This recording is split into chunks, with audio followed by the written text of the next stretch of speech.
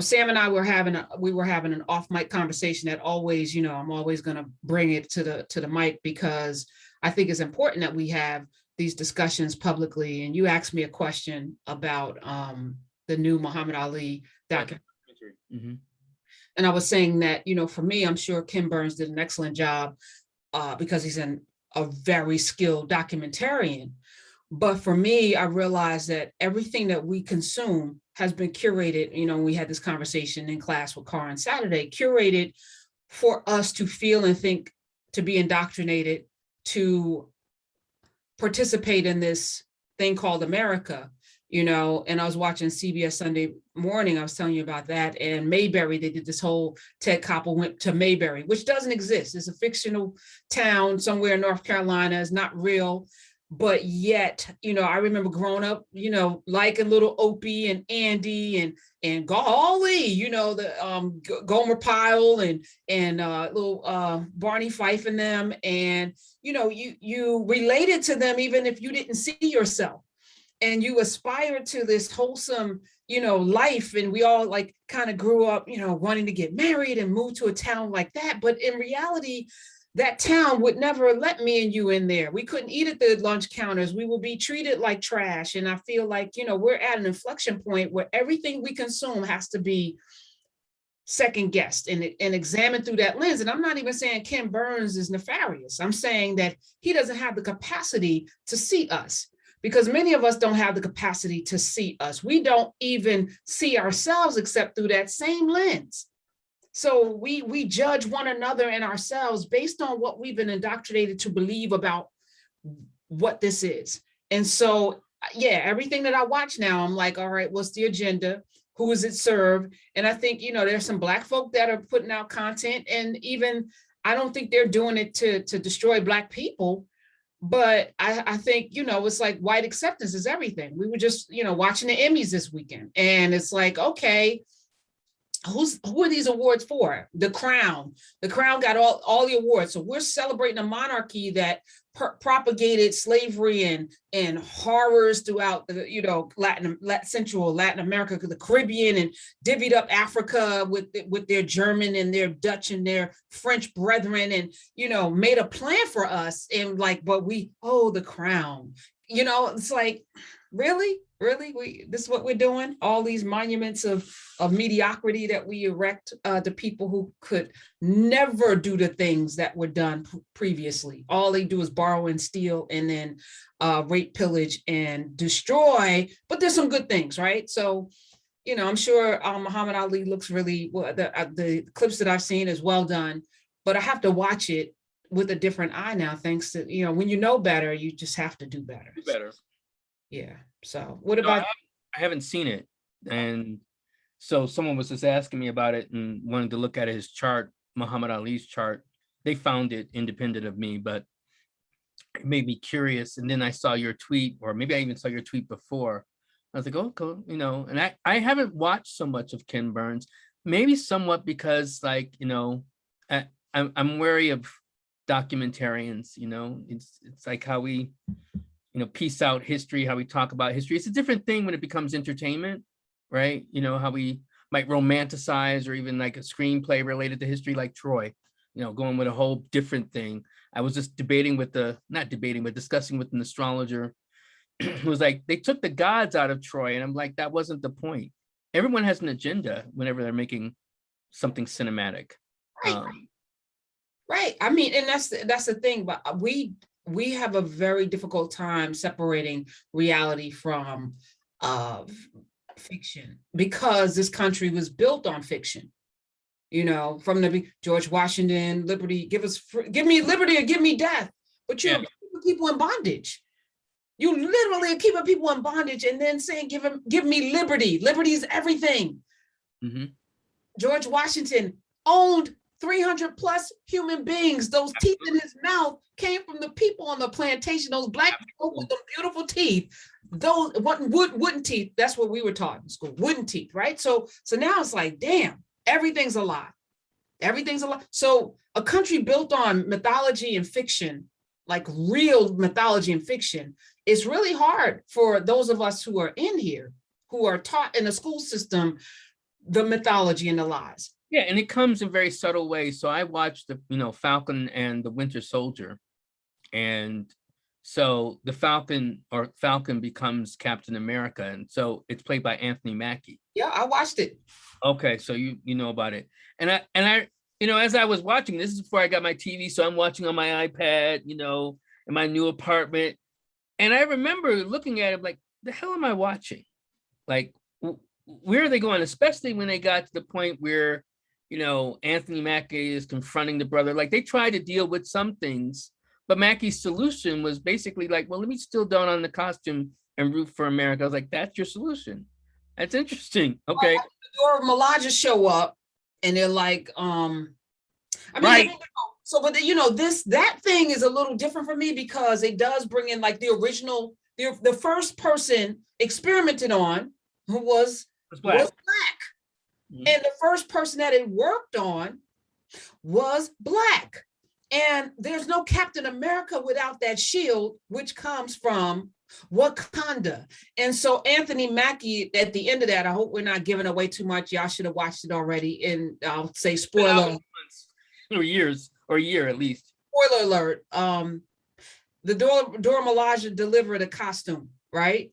Mm-hmm. With the shield.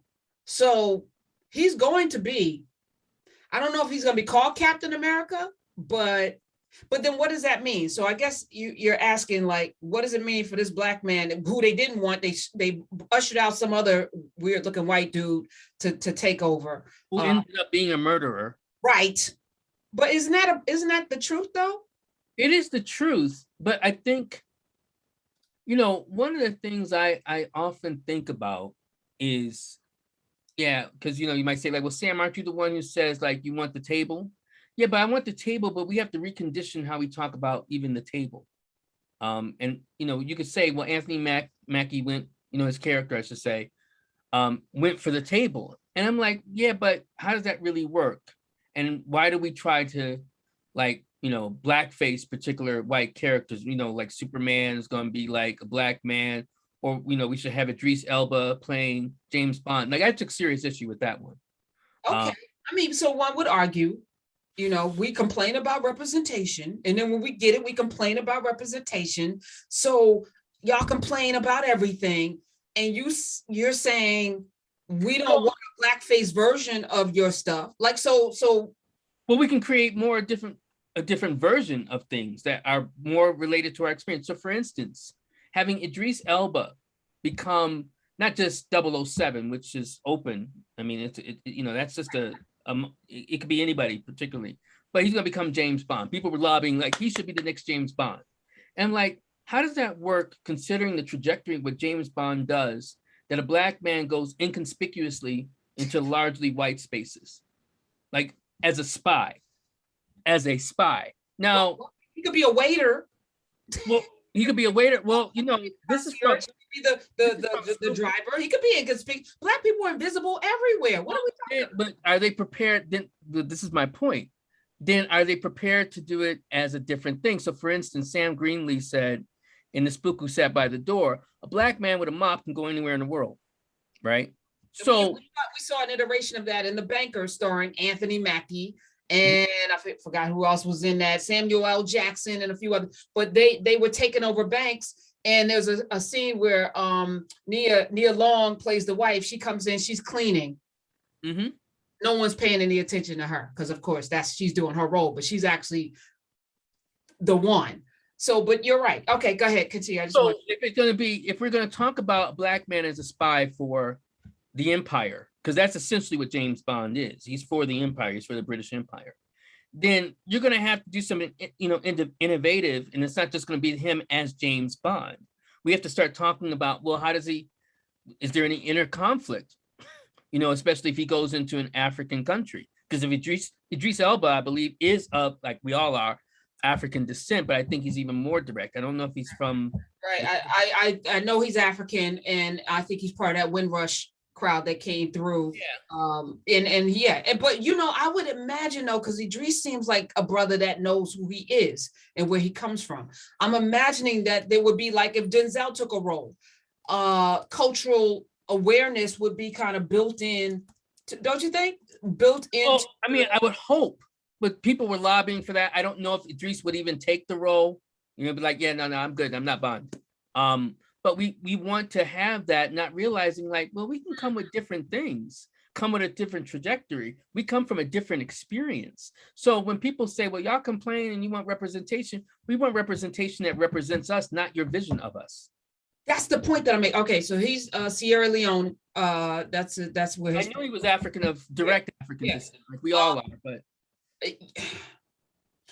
So, and then the other thing is, and this is the other thing, the other thing, you get that role, your life changes, money, you know, he has fame and money, but you know, I was watching CBS Sunday Morning again during that same episode talking about Mayberry. They interviewed James Brolin, who I grew up with, Marcus Welby, MD. You know, I grew up watching him, and he talked. Now we got his son. You know, the legacy. Yeah, his son's complicated. We're not talking about him, but he's married to Barbara Streisand. He talks about her being the love of his life, and I'm just, she's got my same birthday, so I lean in extra because they got together later in life. He was almost 60, and this is the love of his life. And when he talks about his wife designing every aspect, every flower in their home, I was like, yep, that's what she would do, because that's exactly what I would do. Anyway, he talks about, he almost became Bond. He almost took over for Roger Moore, who was going to retire. They contacted him, but Roger said he wanted to do one more again. And he said that role would have changed his entire career trajectory. That's an iconic role that not too many people are going to turn down for cultural and philosophical reasons, because all of us want to be special. That's special, and I call them special magical Negroes. Dr. Carr calls them the pick 'em Negro. You know, the Negro that they pick and bestow. So, for example, like Saturday Night Live is Kenan Thompson. He's their pick 'em, and I'm thinking there are probably 1,000 more brilliant, funny actors. Why him? Or Jordan Peele and Keenan, that guy, Keenan, I can't remember his name, but the Jordan Peele, they do a lot. Key and Peele. Mm-hmm. Why Key? Key's in everything. He's in some Schmigadoogin or whatever, some musical. I'm like, really? Why him? Hollywood or the cabal or the folk, the cronies have decided that's who's going to represent in this space. They're not actually going out looking for the best. But for those pick-em Negroes or those special magical Negroes, their life arc is their trajectory is changed forever. And it's hard to walk away from that, and I don't see them doing it, right? So some of them feel like I can do good while I'm in it. I'm going to put people on. I'm going to give people opportunities. I'm going to do, but very few of them ever change the system. It's funny that you mentioned that, because I, where I got the biggest following years ago when I first got on Twitter was some rant I made about I just blanked on his name. Oh God. Yeah, easy reader. What? Morgan Freeman. Thank you. Okay. All you had to say, he messed up his hand messing with his step grandchild. All right. That's messy. So I actually went, so that's a different story, but I that was my first big rant. And Morgan Freeman is an interesting example of that kind of Negro. Now, did you know he played Malcolm X in a film? No. Now you got me Googling. Death of a Prophet. You can look it up. And he did it. Morgan Freeman, Malcolm X. He did it, when you do Death of a Prophet and you see who he did it with Woody King, who is like a celebrated Black theater artist from the Black art movement. So when you think about, this is a man who played Malcolm X, who now is mainly in films where he only co-stars with white actors. He doesn't do any more movies. And this is someone who was able to give a $500 million settlement to his last wife, which means he likely was worth $1 billion or near $1 billion. When you think about this, when Googling a lot, 500 million. 500 million to his last wife. And why I'm picking on Morgan, and this is also a man who played God, but even was just a co-star in a movie where he plays God. It was really just more about his white co-star twice over. And I Right. mentioned him. Correction, just over 400 million. Just 400 million. But Okay. your point is correct, though. That's a lot of money. A lot of money. Yeah. Which means that he's, like I said, nearly worth $1 billion. Right. And this is someone who could do a lot of good related to Black artists. But this is the same man who says, like, why do we have Black History Month? Who grew up with Negro History Week. You and I both grew up with Negro History Week. People don't remember that. They think like, oh, yeah, look it up. It was Negro History Week when I was growing up. I remember in 3rd grade, my teacher calling me over. This is Negro History Week and blah, blah, blah. I was like, damn, we only got a week. It became a month later in the 70s. Right? Look it up. It's right there. Got me Googling today. Thank you. Thank you, Samuel. Yeah. So it became, he says like now, Morgan Freeman, like we don't need Negro Black History Month, not realizing it wasn't about what we need. We didn't even have that. That's one. Two, that he's not African, even though he got to play with Nelson Mandela, right? So we have, you know, these particular people who are said to represent us who don't and can't even step it. Now, in contrast, I would say someone like a Denzel Washington. Yes. You know, Denzel Washington makes conscious choices, makes conscious investments in things related to us, like The Great Debaters, right? That film he produced and directed, featuring other Black actors, he is always kind of pulling someone else with him consistently. Absolutely. He's been doing that his whole career. And Who also played Malcolm X. Yeah. And played it and should have won an Oscar. But then they give it to him for Training Day, which is, again, that's the social structure. You know, that's the social structure. You deserve the Oscar, so we're going to give it to you for a role where you're playing something that makes that us. Was that year. I think Halle Berry got it that year too, and I was like, oh, yeah, okay. This is how we see you, bedwench, and you know, unscrupulous police. And corrupt cop. How we see you. So here's an Oscar. But for us, you know, we were happy because he deserves it for all of the things. So give him, we don't care what he gets it for. I mean, this is a consistent thing. Like we can also talk about Wesley Snipes. Now we see, like, I'm into comic books, and you know, people love to talk about like, well, you know, it was this film that put the MCU map, you know, on the map. It's like it was Blade. It was Wesley Snipes in Blade that actually saved Marvel's butt, which was going or act bankruptcy, that put them back on the map. But you don't want to give Wesley Snipes that kind of credit, you know. But next thing you know, he's in jail, right? Tax evasion. And I think, you know, it's recognizing how, you know, we're the front runner. And Ralph Ellison may have like pinged it in terms of talking about us in terms of Invisible Man, and also the idea like keep this nigger running. So there's these deeper issues in the American psyche that, you know, we're talking about. But yeah, this is some measure of the importance of dealing with the Afrocentric movement. It is positioning us in terms of the center. Now, people may say, like, well, how does that work in terms of astrology? Well, it's recognizing a couple things. One, that actually what we call Western astrology has its incipience and development in Africa. There's no question about this, right? And he's like, what do you mean? If you look Hellenistic astrology, it starts in Alexandria, which is in, let me check, Africa, Egypt, right? So, and you may say like, well, it wasn't from, you know, actual Africans. You can't, unless you're just ignorant of all different aspects of history, you're not going to believe. I mean, I hope no one would be naive to believe that, you know, you're going to be in Africa, having dealt with an African civilization, and not feel like some measure those tributaries are going to flow through the creation of this astrology. That's ridiculous. You know, so even though we might talk about it's a synthesis from Babylonian ideas, it's a synthesis related to Egyptian, it's still a synthesis related from African people. It also becomes very key. This is something else I want to talk about that I think maybe I mentioned to you before. I definitely have talked about it on Twitter. There are people who then say like, well, we should talk about our deities rather than use Aphrodite or use, you know, Mars. I just want to say to people who say that, do not give them your gods, right? Keep some things for yourself. Cookout. Right? Yes. It's recognizing, you know, whenever I might even, and I you know, do this in my class, I might reference, there's a parallel between Heteru, which we can call Hathor, and Oshun and Aphrodite slash Venus. There are parallels. They all have mirrors, for instance, but they are not the same.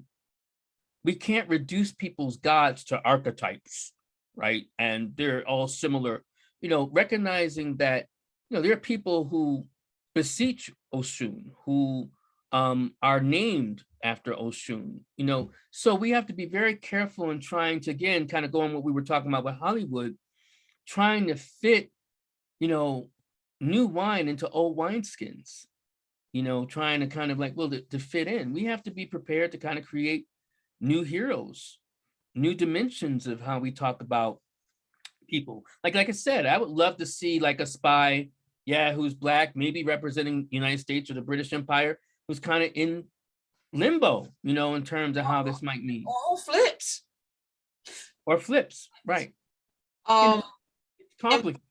or reclaim old heroes, because you cannot tell me that this giant continent that can fit China, India, the United States, Russia, everything inside that landmass didn't have heroes for centuries when they gave us the stars and the moon and aqueducts and autopsies and all of the things, math.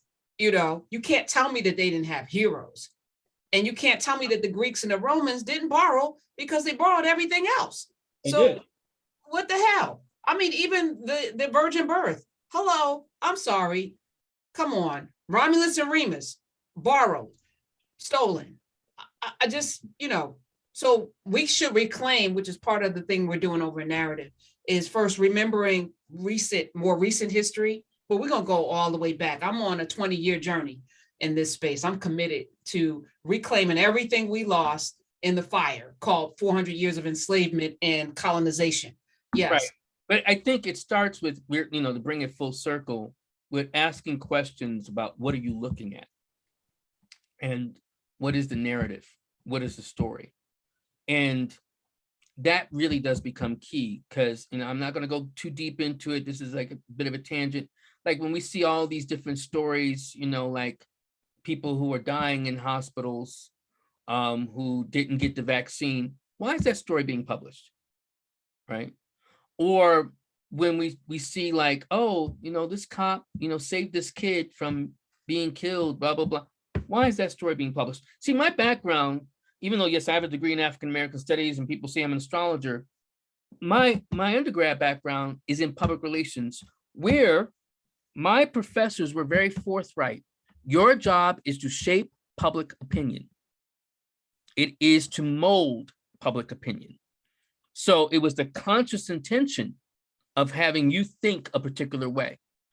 And I have said this before, I won't go too deep about this because this is a different topic. You know, I told you I would talk about the police at one time, but I am convinced that the police is the most successful and greatest PR machine that we've ever seen. And you might say like, well, more than like these other things, just think about, you can go on TV and go to any channel, and not any channel, but most channels. How many cop shows are you going to see? Of all the different occupations that we have in the world. Come on. And they're bringing cops back. Cops is coming back. Bad boys, that's coming back. Why are we seeing so much about their lives? Like, are their lives so fascinating or more fascinating than every other profession that we have to see about every, you know, on any channel, at least, you know, even evening lineup, we have to see maybe 7 or 8 cop shows lineup. They even with Sherlock Holmes is technically someone who clowns the police. That was his whole idea. If you read actually the books and the stories from Arthur Conan Doyle, but you look at a show like Elementary and on CBS, and he's working with the police, right? Or he becomes like then not just a consultant for it and antagonistic, or keeping some antagonistic relationship, like they're buddies. That's crazy.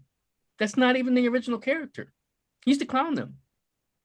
So it's kind of like this corroboration that we're building related to all these different infrastructures, not realizing that they're shaping your mind.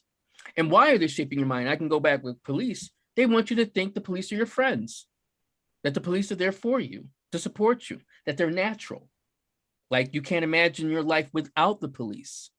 Like they're just like you, like they have problems with their families and their children and all. And I'm not saying cops are not human. I am saying many of my clients who've come through you have been police officers. I am not saying that, right? They are human, but there's a certain manipulation that's going on related to public opinion that's shaping like how we have the power of law enforcement in our lives. For what reason?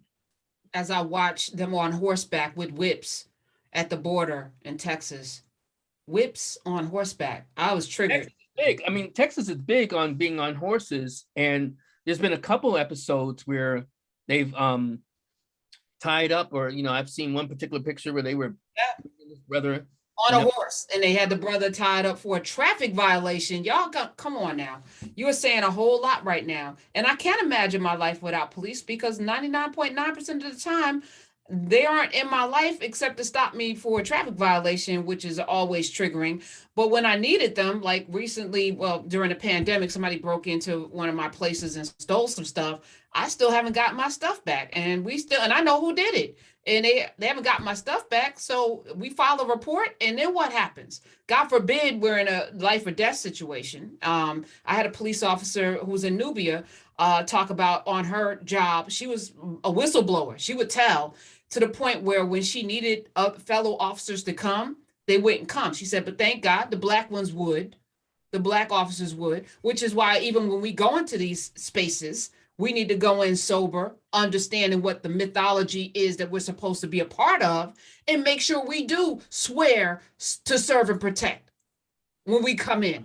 We should actually make it uphold what we're sworn in to do. We got to hold people accountable.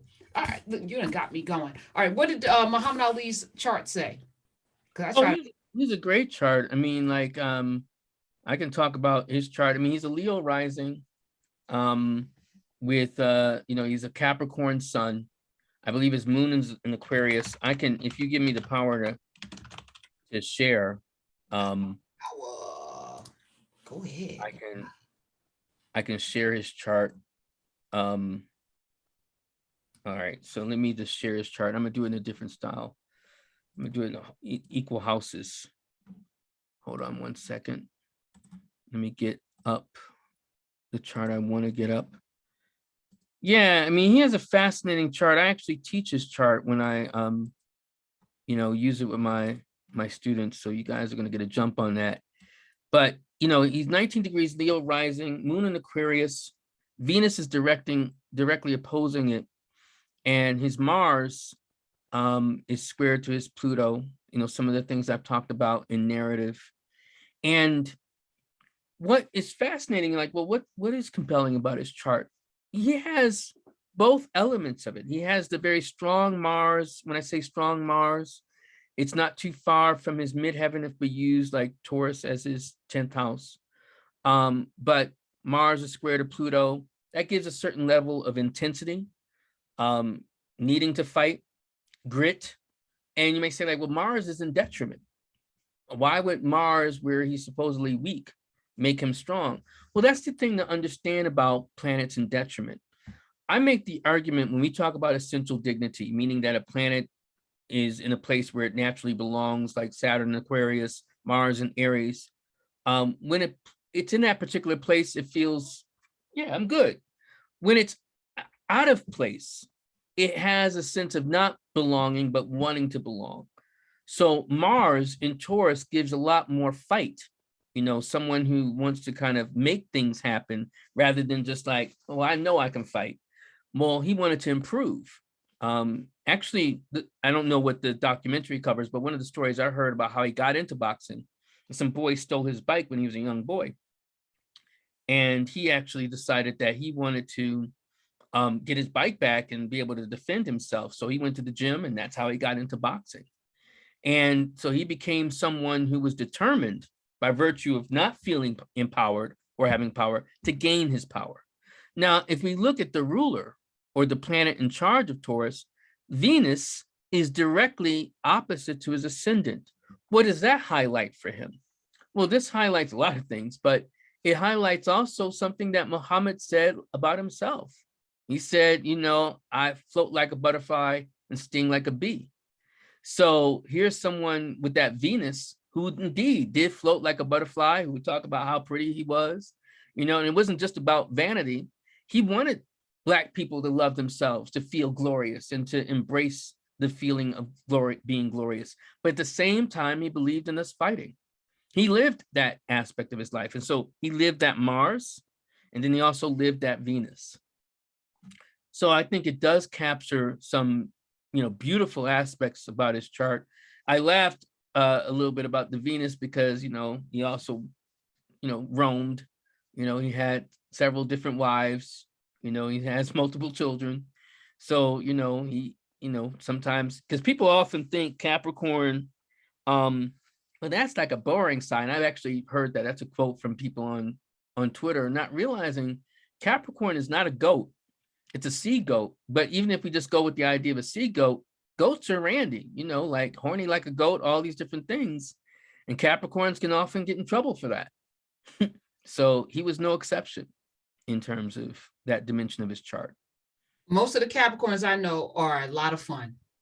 Yeah, but that's my experience of them too. But, you know, this was an Aries who also was like, I guess, faulting Capricorn for not being Aries. So that's, I mean, that's a little bit that we could say about Muhammad Ali. I mean, there's definitely more, you know, he has a Mercury moon conjunction. So his fluency, his ability to work with words and how he would run his mouth, that was kind of, you know, another dimension of it, in terms of being able to speak as fluently and fluidly as he did. And his nemesis, I think I looked it up before, his nemesis was an Aries, Howard Cosell. And I say nemesis because that's more in the spirit of play, because they had a great dynamic, you know, as someone who challenged supposedly his greatness, but really was affirming it. Yeah, I was gonna say I in college I interned at ABC News radio news. I got an internship there and I worked overnights and it was amazing. Howard Cosell did a radio show out of there. And he was one of the most generous people in the whole, you know, a lot of the folk, you know, they're too big to talk to you, but he spent some time and chatted with me. And I realized in that moment, this is theater, part of that mythology we talk about. You know, he recognized Muhammad Ali was something great. And in many ways, Muhammad Ali became the thing that catapulted him when he would talk about his toupee. It was almost like an Abbott and Costello type of routine. They played off of each other. And it was magical because I grew up in an era where this was on ABC on television, you know, these boxing matches. I got to see them as a kid. Now we got to pay for it, but you know. Well, and now I won't even say too much about it, but you got to pay for it, and you don't know what you're paying for. You know, you're paying for a 58-year-old You're paying for a WWE. There's no longer for a 58-year-old man in the ring. Come on, just kind of like learned that he had to fight 2 or 3 weeks before. So that's all. I'm not going to say too much more. Say less. All right, y'all, if you're not signed up for Narrative, come over because Sam is laying the foundational work for anybody that wants to do this work. And again, foundationally, it's African. So if you are an African or African adjacent person who loves Africa, this is something that you should want to learn. Yeah, I'm sorry, I didn't mean to interrupt you, but I'm starting classes. So I'm announcing it today, October 17th. So anyone who wants to get on that ground level with a beginner's course, Nitty Gritty 1, it's going to start October 17th. That's a Sunday. So, you know, you can be off, you know, 11 to 1. If you know, don't want to miss church or anything, it's 11 to 1 Eastern, by the way. If you don't want to miss church or anything like that, then the classes are recorded. Although I think it's best to be there for the participatory, at least some of the time, participatory experience. Absolutely. All right, we're going to go to Narrative and finish up some lessons that you're doing over there. So sign up Narrative with a K like knowledge.com and find your way into Nubia, where Sam's going to eventually be in Nubia talking astrology with the folk as well. What's your sign? All right, we'll find out. Well, I'll see you over in Narrative. Bye, Sam. Thank you.